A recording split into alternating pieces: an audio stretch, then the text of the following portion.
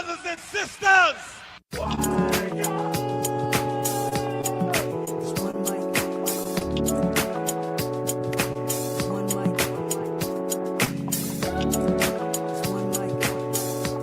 me a moment with your friend. I've never been on trial for my thoughts before. Welcome to the Only One Mic podcast called Gerard Brooklyn Dre. J-Rob is in the building. We also got a special guest from Mañón Media Management, Tiana Mañón.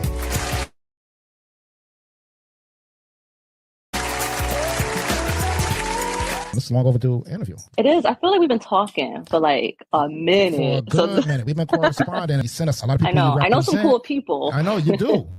You do, and I got to give you a shout out. We actually had like a lot of people that you represent come on the show, talk about things that they're doing within the community, you know, a lot of uplifting stuff. Well, you know what? I appreciate that because one thing that always stands out is how much time you guys take on the interview. So there's a reason we keep coming back. You know, like our folks always feel so taken care of on the show. So yeah. Yeah. Applause. Cool. But yeah, I say, you know what?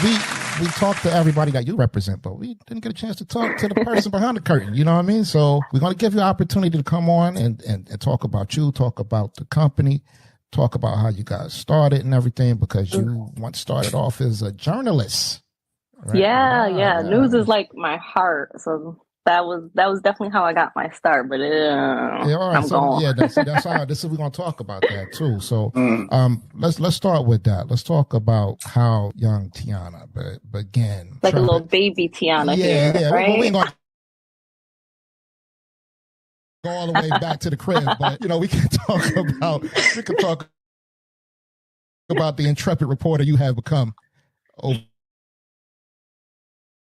time, you know, and what was that like? So even in high school, college, I was kind of always gearing myself towards that. So my major, journalism and political science. So I really went into journalism with this idea of, you know, news is for the people. It's really to shine a spotlight on injustice and I guess, you know, arm people with the information they need to make whatever changes in their community. So that was great, you know, a lot of political work, a lot of helping folks understand how different laws impact them. And then I started switching a little bit more into looking at how systems impact communities, really just exploring how much of this is just sheer design. You know, so much of this is on purpose. And so, I was in DC at the time and there was like a mass shooting at the Boys and Girls Club back home. And so I moved back home. I did a lot of work around that and I've been in Rochester since.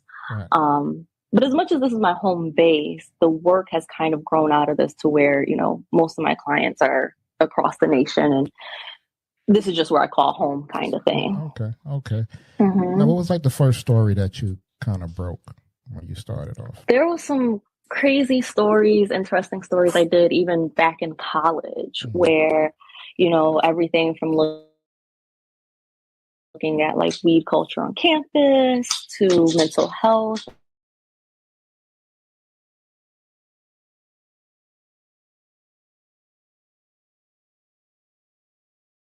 My newspaper, our hometown, you can't get your birth certificate, and how that led to so many different health issues and people who didn't know that things ran in their, you know, lineage or whatever. So definitely, even since the beginning, my stories have been very much like what's happening to people kind of thing. Yeah.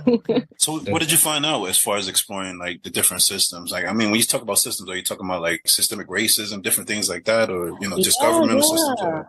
Especially when it comes to politics, you know, I think about like election years and how much of this is designed to make you want to stay home, you know, like, and it's tough. When I was first pursuing my major, I was very much like you got to get out and vote kind of person. We need the caravan there.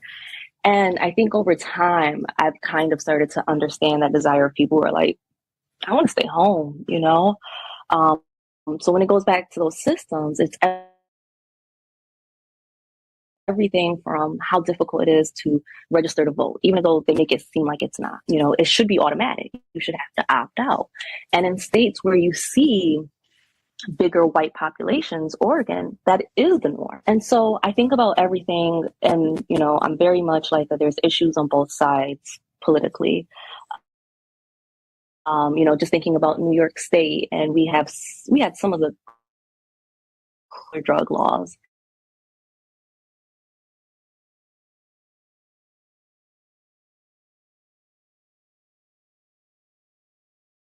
So many different things from a health perspective to make it super difficult for anyone to get ahead. And when you're dealing with so many issues across systems, I think it becomes very demoralizing to try and fix one, because you start to realize how intertwined everything is. And there's that period of like, where do I go from here kind of thing. I gave up on it a long time ago. You know what I mean? When you just think about the things that happened back in the days, like it's vote, and it seems like every time we think this voting thing is going to help us out, it's like it seems like they come up with something to make us not even seem like we even have a dent at the poll at all. You know, that's kind of, the electoral college, the whole other crap that comes along. So I mean, we didn't even talk about redistricting and drawing lines certain ways, or making sure that this county only has so many blue seats or red seats, you know. And I guess, and that's even before we get into the news and how they cover politics. And do you even have the information that you need to vote according to your values? And so I think there's a lot of people who, even though they're passionate to begin with, it's designed to be so exhausting that you find yourself checking out, you know? And I think it's also a layer of so much of the onus is on the people. Well, we're a democracy. You can do this, you can do that, you know? But when it really comes to any issue, whether that's voting, whether that's Gaza, whether that's literally anything, most people start to realize, oh, I don't have as much agency as I thought I did. And so it starts to break down from there. You're sitting here, you're saying, you know, this is on you, we're a democracy, you can do things, but then you've limited every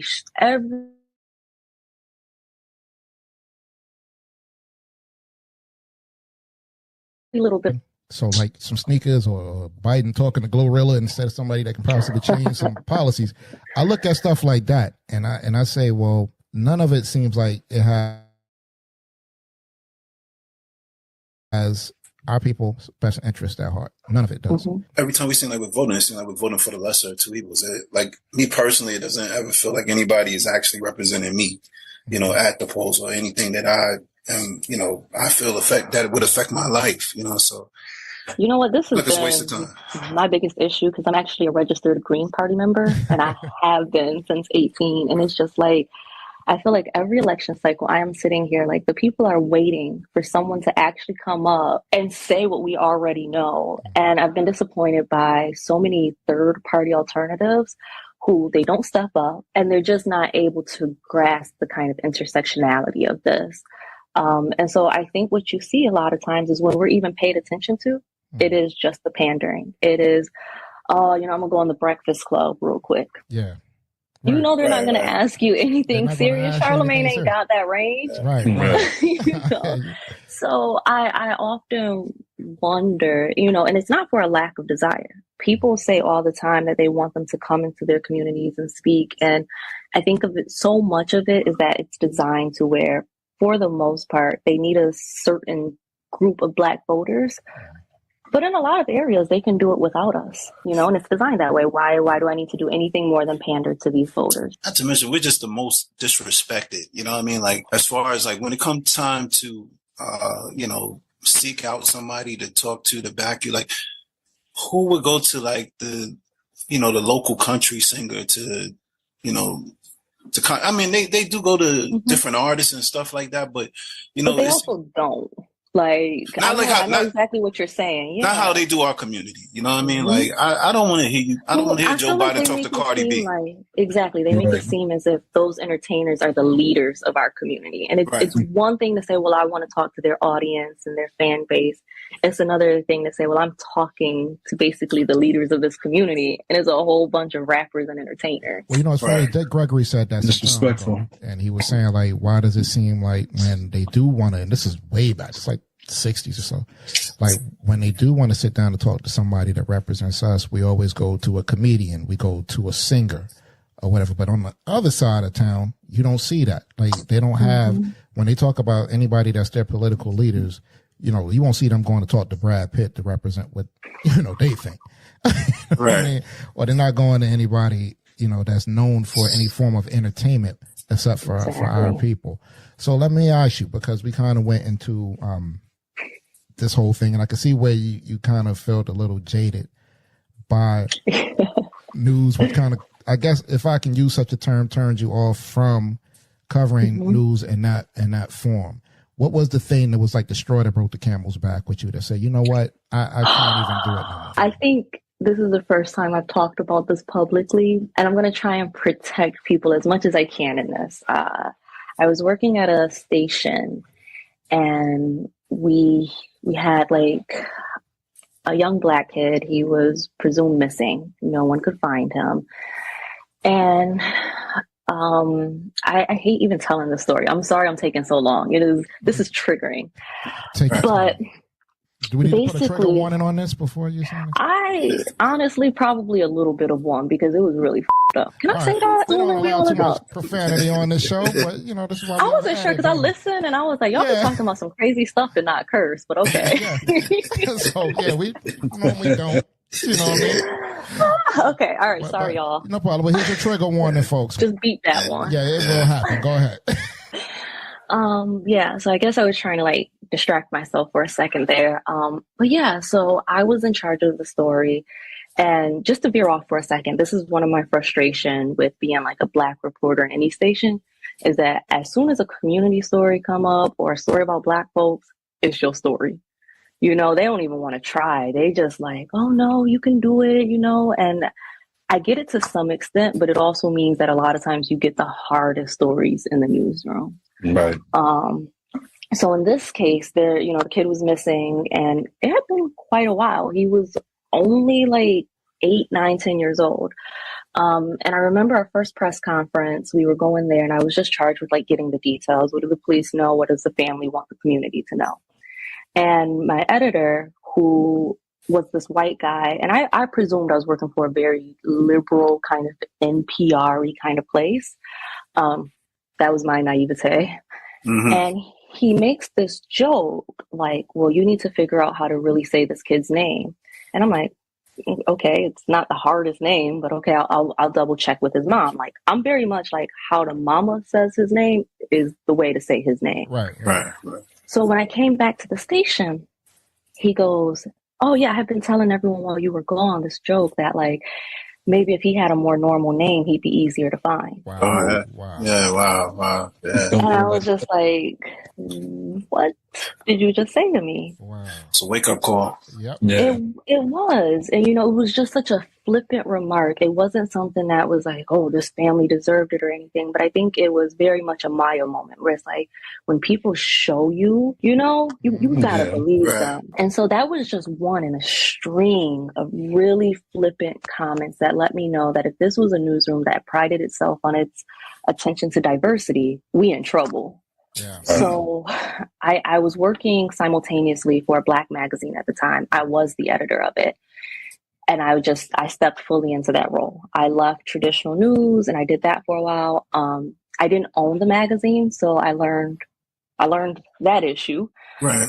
But yeah, that was kind of the straw right there, where it was like a sequence of so many different things across the newsroom, being told that certain stories didn't matter as much, or I needed to diversify and cover suburban stories more. Being told that, that source needs to be balanced out. And so I really have not looked back. I don't miss it in that traditional format. Okay, and let me ask you about traditional formats, because as you said, if this is I'm assuming a smaller, newsroom that you dealt with in the beginning, so it's not like a huge national. This one isn't, but they're part of, and I'm trying to be careful here. They're part of a national. They're just one of the stations. Okay, one of the stations. All right, so it's an affiliate station. So exactly. So our stories went national all the time. They went national all the time. And however, it's just like, if this is what is being said in this particular corner of this news corporation, can you imagine what we're looking at on the scale of, and I will say this, a CNN or MSNBC, the way that things are covered. So going into from that to this, what do you think about the new media? Because I've had the opportunity to sit on a lot of your town hall meetings. And thank you for inviting me, by the way. And, of course. And I often say, like, during the town hall, we have the comments and everything like that. And you say, well, what do we need to do to make this better? And I'll be honest with you. At one point, I had said in the comments, listen, we're sitting here talking to a bunch of reporters. What you mean? What do we do? Do you start your own thing? We have enough people here that's having the same gripe, if I could use that word, that you have. Mm-hmm. In terms of how it is to be Black in the newsroom.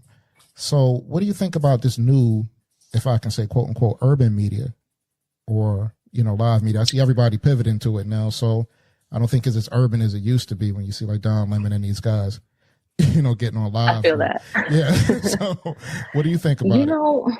My frustration with these kinds of things is that sometimes I feel like if other people were to do them, they would get the funding they deserve. Mm-hmm. But because we're the ones doing them, people just steal the idea sometimes. My frustration, and this has been my frustration for a long time for Black outlets, is just the lack of funding. And that can be everything from like a very serious county state budget, or even just where do you take your advertising dollars? And so I think about this a lot, like, what are the next steps? And so you mentioned our town halls and everything, and we've been so careful about actually creating that reparations model because we want to include everyone. It's like the last thing we want is to design something that doesn't go far enough. Mm. The folks out there who are still running incredible outlets in Tulsa or, all of these different pockets of incredible Black history, they need to see that funding too. And so I think about the folks who have been toiling, episode after episode, print after print. And I really, really do believe that as much as we're kind of preaching to the choir right now, some of that, at least for this first phase, is to show each other the numbers. You aren't alone in this. And there's a level of solidarity here if you can see how many other people want the same thing as you. So I would say my biggest thing is I don't, and this is something we really debated a lot. Do we integrate into this burning house? News is dying as it currently stands. Are we about to walk up in this house and try and help them, knowing that they don't want our help? Right. So I think, that's the tough conversation right now, is as we start to acknowledge that news doesn't serve us, what do we build instead, and how do we support what does support us for now? And you see what the whole situation at one point where Mark Lamont Hill and all these reporters had, what was it, BNN or Black something? It was like, and come to find out that was owned by a foreign entity. It wasn't even owned by Black folk. So I can understand you saying not wanting to have that, have the funding, but knowing where you're getting it from is what I'm getting. Yes. And what's funnier is that you can be mad profitable. Your show could be paying for itself. The second they feel like they want to put that money somewhere else, or you're not getting enough of an audience, they're pulling the rug out from under you. And my frustration is that I feel like our community operates differently. Okay, yes, there's clicks, there's views, that matters. But we're a very communal type of people. We talk to each other. And I don't think news can measure that right now. I might put out a story that only gets 300 clicks, but everybody in the hood was talking about it at dinner. You can't measure that. No matter how much I try and tell reporters and stuff that these community stories matter, they look at the numbers and they go from there. When you look at like a lot of these new urban media guys, I'm just talking about the entertainment stuff, like the Drink Champs, the what's Cameron and them got the sports It is show what and it everything is. like that now, and I think even Gilly and them got one out of Philly, and it seems like a lot of these major news networks are taking information from those guys, and promoting it. You know what I mean? Like, and they're talking about it. That's it. Yeah, it talks like if like they're they're the first one with this information. You know what I mean? So it's kind of funny when I see a lot of this stuff now. I mean, but I kind of like urban media because I'm looking at it now and I'm like, it's the only place where somebody can ask somebody a real hard question now. It seems like all the other news websites and other stuff like that is following a script. Look, You know what I mean? It's always been. Yeah, people get pissed at me when I say this, but I firmly believe, like, if aliens were to come down right now and a reporter was to ask the Pentagon and the Pentagon said no, they would print that. Mm-hmm. Right. And so, like, there's this crazy reality warping that we're seeing that you're right. A lot of only urban media or newer blogs and reporters can step into. And so much of it is because we have to be objective, and that's a whole different conversation. Yeah, because you mentioned like Charlemagne. Okay, you have a lot of political cats come on, and and you're not the first one with this argument when it comes to outlets like the Breakfast Club or certain talk shows and things like that says, well, you have these people on here, but you're not really hitting them with those questions. And not understanding that these guys are under contract, they have bosses they gotta listen to, and they got people that's telling them this is what you should say, and no offense, but they have publicists that they deal with that tell them this is what you need to say and things like that. And it's it's all controlled. But like you said, when it comes down to urban media, and I use Don Lemon as an example, because when his thing went left with Elon Musk, it's like, okay, now I'm taking that interview, which is going to get like 1,000 clicks and views. I'm using 1,000 loosely, but I know. Millions of clicks and views and things like that, which that interview is going to build his network when he takes it online. When you see, I think Rachel Maddow is doing the same podcast thing and all. Do you think that eventually, like when you see all these major people who already had their audience already jumping on the same platforms that we're jumping on, like you said, to my brother's credit, is that they're going to take these stories that we already put out there and it'll be bigger because it's coming out of their mouth and not out. I think it already is an issue, to be fair. And I think there's a lot of creatives and hosts, and I wouldn't even say bloggers. I think there are smaller scale journalists who just don't work at these mainstream papers who are still having their stories lifted. And I think what it boils down to, and I'll be totally honest, is a lack of respect for outlets that don't look like the mainstream. And sometimes I worry, to take this further, is that as you leave this big outlet and you bring your audience with you, and you're on these platforms as well, are you just bringing that culture here, or are you actually stepping fully into this new role? Because, there's so many people, as they leave these bigger outlets, they were hired there for a reason. They still practice that kind of journalism. They may be a little bit more radical, or maybe just left or right of the bell curve, but I don't fully believe that they step into that kind of radicalness insofar as the audience allows. Like, they're radical enough to get the likes, but not so radical to actually push this conversation further.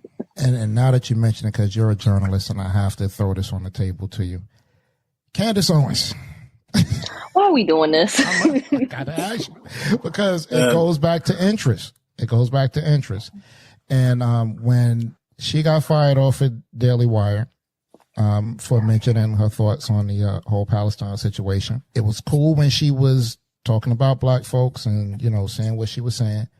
And, I have to say, I don't agree with everything that she says. There was some things that you might have been right in terms of, how a broken clock, right? Yeah, right. How females are presented in the industry and things like that. It's one of my favorite sayings. Yeah, right. So I hear a lot of people basically saying, well, Candace can't come back home no more. And all right, you got your argument with that. However, is it any different that if she said, like something like Free Palestine and got fired from the Daily Wire, if Charlemagne said it and got fired off of the Breakfast Club? So I tell people all the time that no matter who it is, that pendulum still swings the same way once you go against the actual interests that own these companies. You Yeah, know, nobody's allowed to say it. nobody's allowed to say it. Nobody But we say it. can You talk say anything our- about the Jewish community, you're gonna have a problem. Right, but any community that's not Historically. our community, I'm gonna just put it out there, which is the truth. That's any community that's not our community. Now, as you often say, to your credit, the Black community is one of the most disrespected communities across the globe at this point.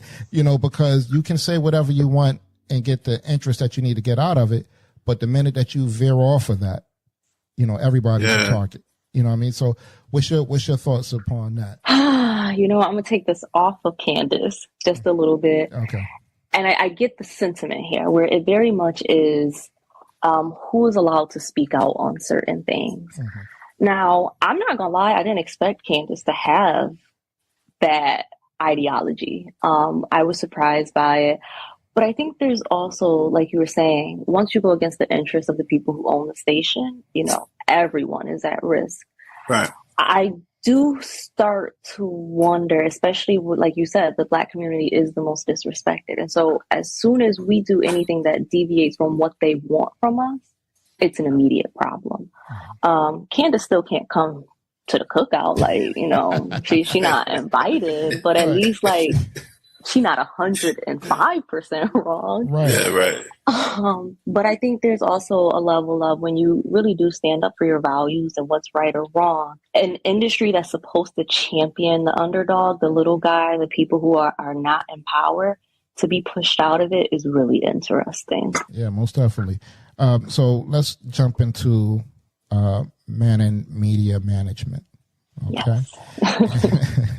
Like I said, you've sent us a lot of people who've done a lot of wonderful things on a, if I can dare say, a local level. Reason why I say that is because not too many people know what these people are doing. And this is why, you know, we give them a voice if we can, you know. If you can please tell the listeners about the management company, what it is that your function is, and if you have anything that's coming up that we should all be aware of. Yeah. So our firm specializes in really working with folks who are trying to make change. So a lot of times that's working with clients right on the precipice of making that change. It's folks who dreamed of a new system, you know, they've started implementing it and now they need to bring it to the mainstream. And so that's what a lot of this work is. If you have I'm not really interested in product publicity or things like that. I'm more so, wow, you have this really fringe idea for how the courts could work better. Okay, let me help you disseminate that in a way that actually brings people on. And so that's what we specialize in is over time, how do you create a sustainable movement? How do you make real change in the world that you want to see? Instead of feeling burnt out and then just withdrawing back to your home. So that's a lot of work that we do. So much of our work right now is like media reparations and figuring out a reparative model. And the crux of that work, if I'm going to be honest, and this is something that I haven't really, another, I guess, kind of exclusive for you guys, is having a discussion on what is Black journalism. You know, journalism and storytelling is in our blood all the way back. We have had people who pass stories on, who have folks, you know, all of these tales and everything like that. And so I've played around with this idea that it's not Black journalism isn't Black reporters doing American journalism. It might be something that looks entirely different. You know, it's something where we're, one, not scared to ask the tough questions. Two, we also know there is no such thing as objective. You know, I think that's something that Black folks have known for a long time. Right. You know, you can't be objective. You have a stake in everything. And so I think there's also a certain flair, but that's with everything, Blackness, you know, whether it's how we get dressed, how we talk about things, everything has a certain flair. And so I think white journalism is very, it's very boring. It's supposed to like feel smart and heady.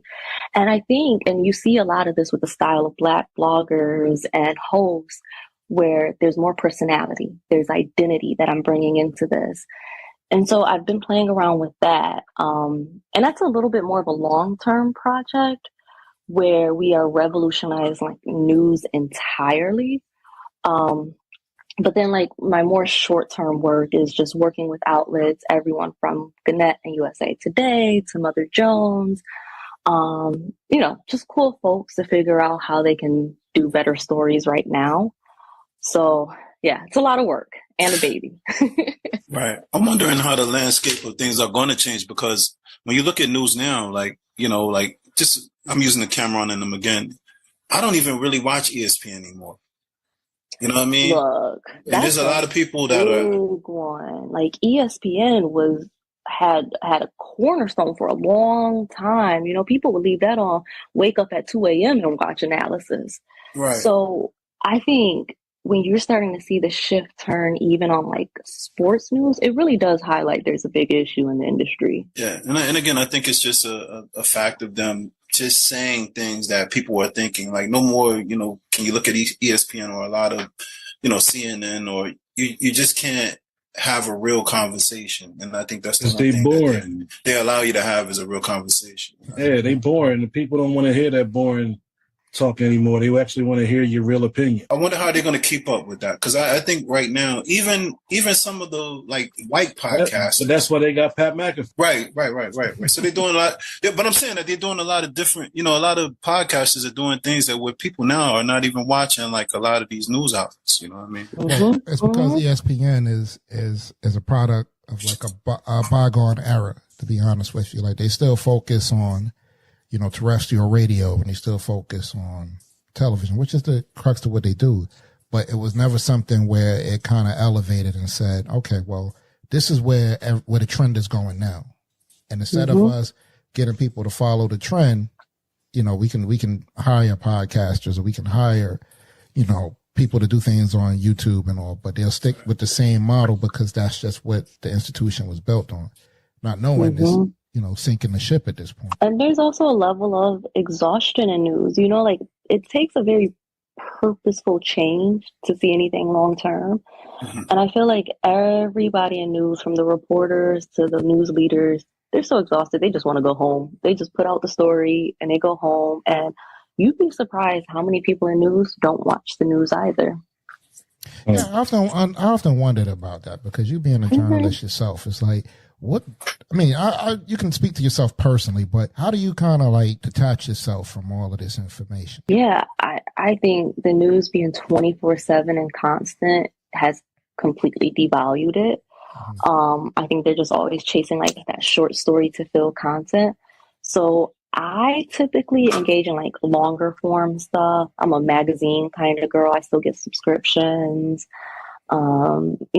I very much, I still see documentaries as news, like I want a deeper dive. And, I think there's a bit of frustration with everything from like, wow, the story was only a minute and a half and I heard from a community resident for 5 seconds.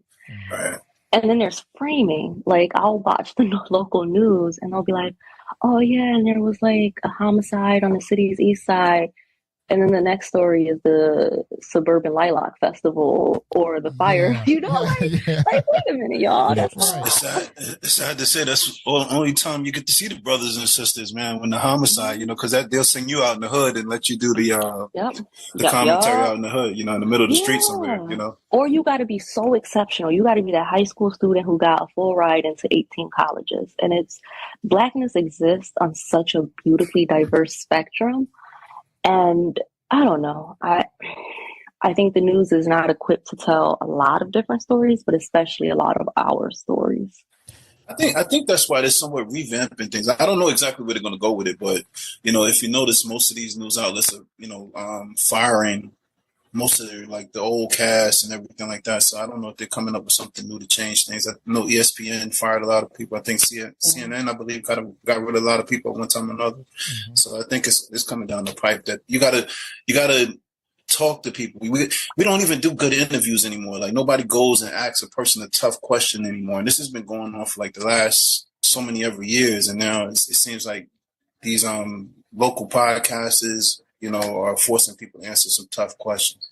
Yeah. And I also want to point out, like, at the end of the day, and this is a struggle I've had since college, when I asked the professor this is, what recourse do we actually have if someone lies to us? Now, you can do your research, you can file a million different FOIAs, you can try and find the paperwork. But at the end of the day, I'll be honest, it's a lot easier to lie to journalists, and especially overworked, exhausted journalists. And I think that's a lot of the political climate right now, where, you know, this reporter's just trying to put out their end of day story. Let me give them the bite and let them go on. So it is tough, and I don't think it's sustainable. But I think there's a lot more floundering. I think there's a lot of hope that maybe they're figuring out the next thing. But having spoken to a lot of news leaders, I know that they're kind of just floundering. So let me ask you, is journalism dead? I asked, I had an interview with Carlos Beltran from NBC, and we had this discussion on the show some time ago. Was with the, you know, at this time, you know, urban media was just kind of like really picking up, like how you see it is now. And it's like, okay, well, I told him that if you see people now where urban media will probably give you access to places that you can't go as an NBC reporter. Amen. Or people You're right. you can't talk to as a NBC reporter, but they'll talk to me. Even though this is a guy who's been talking to like drug kingpins and stuff like in Colombia and stuff. I give him credit for that. But it's just like, all right, you might be able to do that, but you might not be able to get into this here trap house or something, or talk to the people that's in the street. Now, the question I asked him, I said, can anybody be a journalist with these cameras, with this podcasting, things of that nature? There are people who know how to write who never been to a J school in their life. Okay. So he kind of counted it like, well, no, with certain things that go into it. And I said, I get that. However, you know what I mean? You can't downplay the fact that people are having access and putting out better stories than you guys are right now. I'll take it even further. Journalism can't die because it is so integral to humanity. I firmly believe the big mama on the porch who watches the street all day, that's a news person. You know, when she goes and she tells people about different things, she is a news teller, a newsmaker. She is a journalist. This is journalism. You know, when you talk about these bigger issues and you share perspectives and you share insights. I think the Americanized, very 1950s version of who gets to talk is dead. But I think journalism, just as an ethos, like you can't exist without news as a people. You know, there's always that relay of information among people. Right. I just have to bring this up. Wait a minute, what you about to ask me? Oh. Wait for it. News, but not news. Okay? Just want to get your thought and opinion, and guys, I want to get your opinion on this. Billy D. Williams just recently said on Bill Maher's podcast that it's okay to do blackface. Now, I notice it's completely off book, but look at her face. It's okay to do blackface. Now, this is a man of a very, very high age and has been in the movie business for quite some time. Back on them Colt 45s, man. Yeah. He need a check. Drinking that old gold again. That man. So not only did he say it, he said it on Bill Maher's podcast, who has a track record of, you know what I mean, Right. saying some really crazy racist stuff. So, gentlemen and lady, what is your thoughts? I'll let y'all go first. The iconic Billy D. Williams. He need a saying check. blackface is okay. Yeah, he just need a check. He was looking for a check. At this point in his life, he just say anything for a check. I feel anybody can get it. Billy D can get it too. Yeah, so I don't know. Real Anybody can get disappointing. it. Yeah, it's disappointing. But it's the truth. what, This is you think is what say you, Tiana? What do you think? Billy D getting up. If you can't be funny without resorting to them kind of things, you probably ain't funny. You think I'm it was sorry. No, but it's 2024, man. You know what I mean? Like, what makes you think you can feel comfortable saying something like this? Look, I don't even like when IG models use too dark foundation. Okay? Like, I don't like it. Stop approximating blackness. yeah, man. And you know what? The people he giving permission to use blackface, people who will use blackface, come on. They are the worst kinds of people to begin with. Yeah.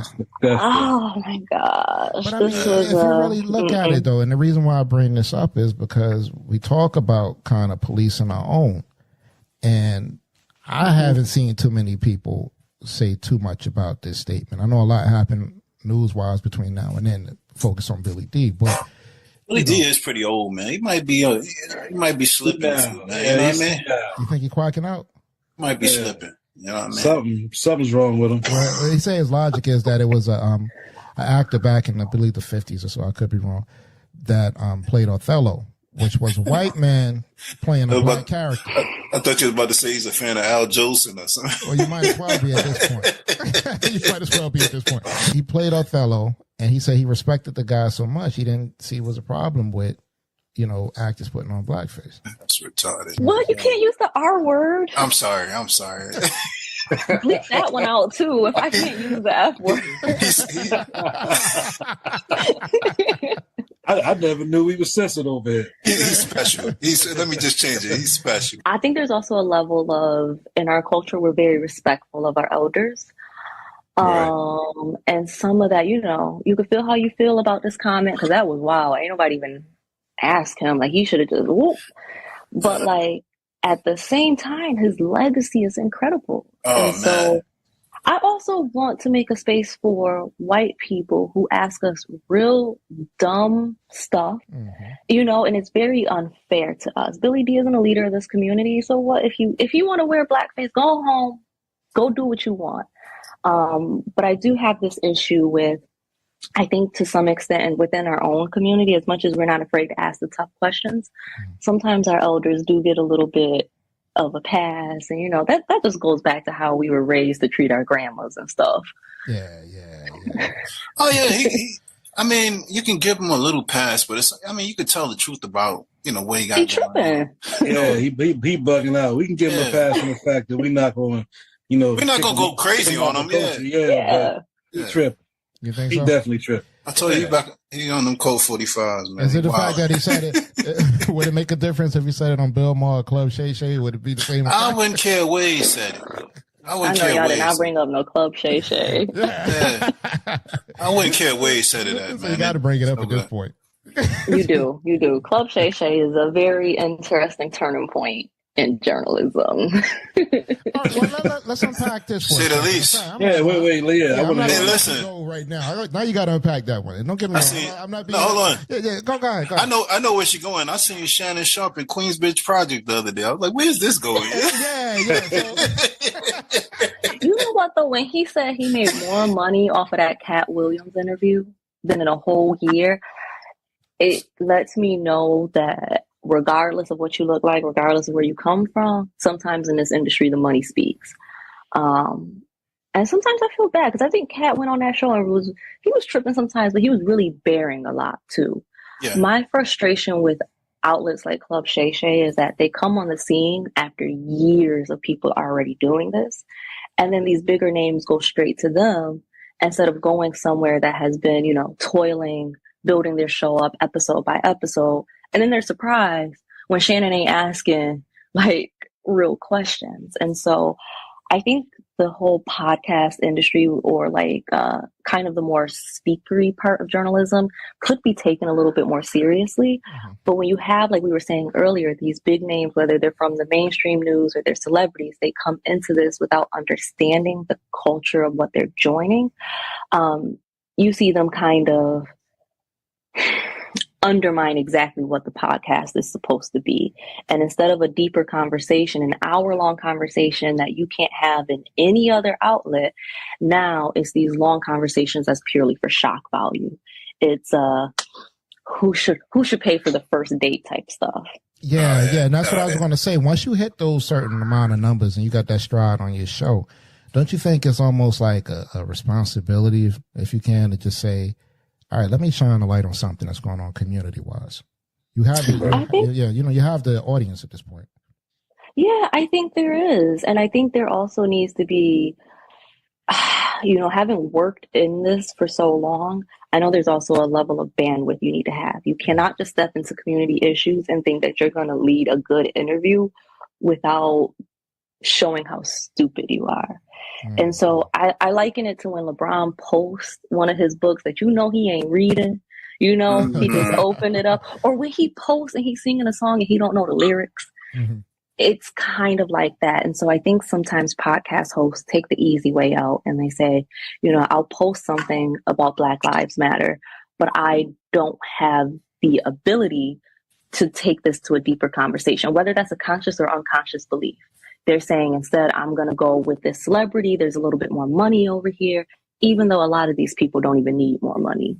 And it's funny you mention that because, and I know where you're probably going with this, is that we often say on this show, we take the road less traveled. We can easily get on here and talk interview about rappers and all kind of other stuff. Well, let me say this. Let me flip it.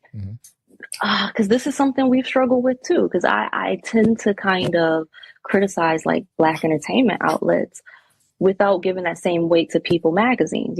Does every single Black journalist have to carry the weight of the community, or can they just want to tell stories? And I don't know the answer to that. That's why I'm pushing it back on y'all.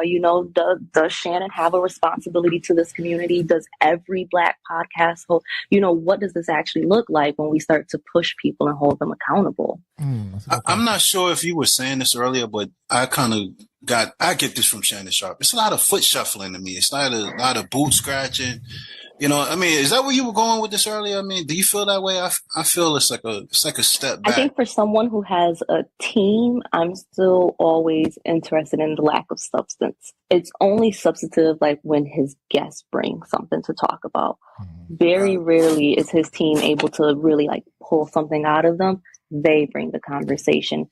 And that's important journalism. You guys ask some crazy questions, some harder hitting questions, but that's what journalism is, instead of just depending on your guests to bring their audience in the hoopla. And it's funny you mention that, because to answer your question, you summed it up in a word of substance.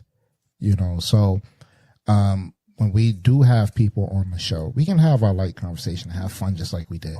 However, we might not say, well, we're taking it upon ourselves to save the world, but I might spotlight the person that's trying to do it. You might be going a little bit further than me in a situation to say, all right, well, this person is doing something within their community, or this person wrote a book that might be important, or, this person might have had an experience in their life that if the person is listening to the show might change their life or change their view or something like that. So even in everything that we do, we have to, the Puffy thing is happening. I'm so glad y'all didn't ask me about that. No. What? I'm actually tired of talking about Puff, to be honest with you. And what it is that you have that situation. And I'm going to be honest with you, as podcasters here, we can say something about Puff and we will get hundreds, thousands of views on something like that, right? And that's a fact. However, we might interview somebody opening a school or something like that in the Black community and get 16 views, man. 16 views. But we Black people like the Negro stuff. You know what I mean? I hate to say it, man, but that's what it is, man. We love it. You know what I mean? It's foolishness. And I remember the old people used to say, man, you gotta put applesauce around the pill in order for them to get it, man. You know what I mean? I think that's what I think we gotta kind of find a balance to, because you gotta put the medicine in it. You know what I mean? Because we as Black people, we like foolishness as much as we don't want to say it. As a whole, I'm not going to say. True. Even just what piques our interest. Like, I deal with this when I'm telling important stories, and I'm like, why don't you guys care? And it's like, oh, okay, I have to find a way to make folks care. There's so many things that happen in any given community. But I've also just been doing a lot of thinking about the fact of how many initiatives are reported on that disappear or they go away. And so I also wonder sometimes if our folks are tired of another school opening, if they want to hear instead how that school is performing 5 years from now. But at the same time, we literally can't deliver those stories because our initiatives aren't being funded to last that long. Even like something as simple. I thought this was something that was huge.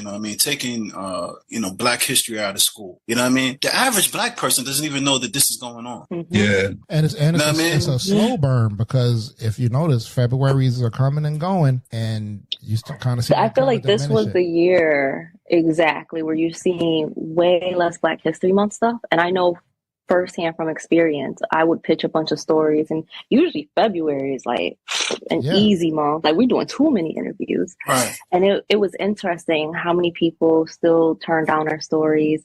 You know, I'm very open about the fact that a lot of my friends are journalists, and so we're still talking about everything. And I have friends who would pitch stories to their editors that they wanted to do and had them turned down.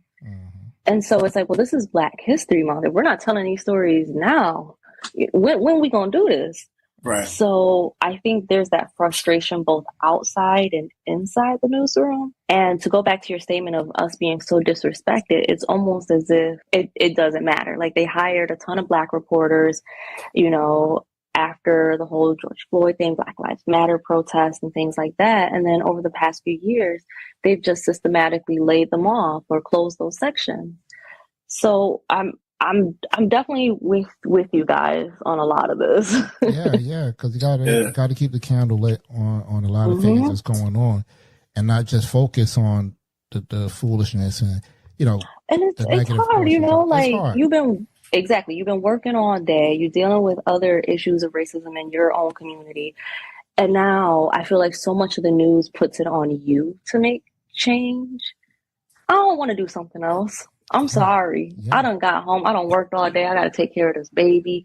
And now y'all want me to make changes in systems that I didn't even design. Yeah. So I think there's also a latent frustration with people who, for the most part, are just kind of corralled through these systems, but then they're expected to change them. But then when they start to get involved, they're ignored. So it's just a very unfair situation. Regular Black people stuff. Yeah. So, stuff we've been dealing with since the beginning of time, man. Before I really let you wrap, because I know you got to get back to the little one.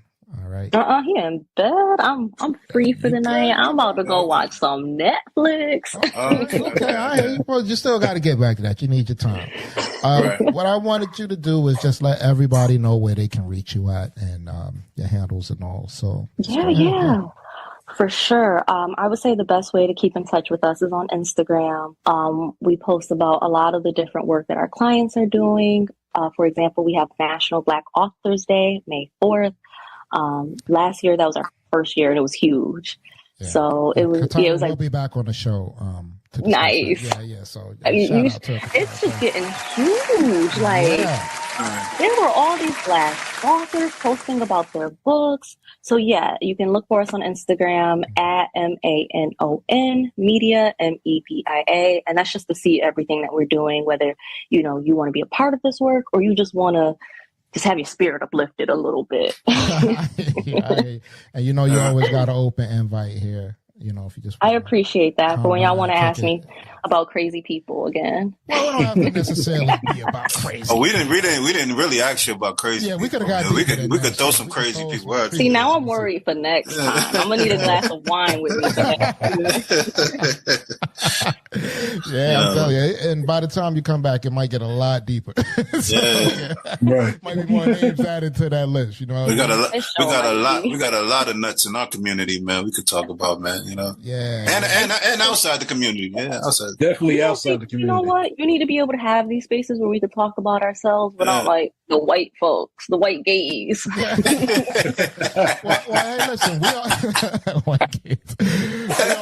We all from, like, you know, New York and Philly and all that. And, you know, we kind of fashioned the show to say, listen, this is the Stoop Talk. You know, so whoever comes on the show, welcome to the Stoop. This is what we're going to talk about everything. All right. Y'all got the shop, we got the Stoop. You know what I mean? So that's how it works. All right. So we thank you once again, Tiana Mañón. Yes, thank you. Definitely. Appreciate you. Management. We really appreciate everything that you do for us. You know what I mean? In terms of sending us the right people to talk to. Let's get them out there. Let's get them out there. I don't care. Let's do it. Listen, if 16 people listen to that episode, then that's 16 people that hopefully gain something out of it. You know what I mean? I believe so that. That's how it works. All right, so I'm going to give us our handles away real quick, all right? Check this out. The Only One Mic podcast is available on all platforms to stream your podcast on. Also, check out our Only One Mic podcast YouTube channel to catch up on the past and current episodes. And please don't forget to rate the show and subscribe. You can catch us on Instagram and X/Twitter at The Only One Mic P1, Facebook and LinkedIn at The Only One Mic podcast. You can email us at theonlyonemike00@gmail.com or call us at 302-367-7219 to have your comments or questions played on the show. We thank you, the audience, once again for your time. We thank everybody here for their time. Tiana, thank you once again. And we encourage you, please, to speak your truth quietly and clearly and listen to others, even the dull and the ignorant, because they too have their story to tell. So until next time, please keep in mind. Before I go, I wanted to say this. Condolences to everybody that was shot out there in Philly during their Eid celebration. Got to get better with this stuff, folks.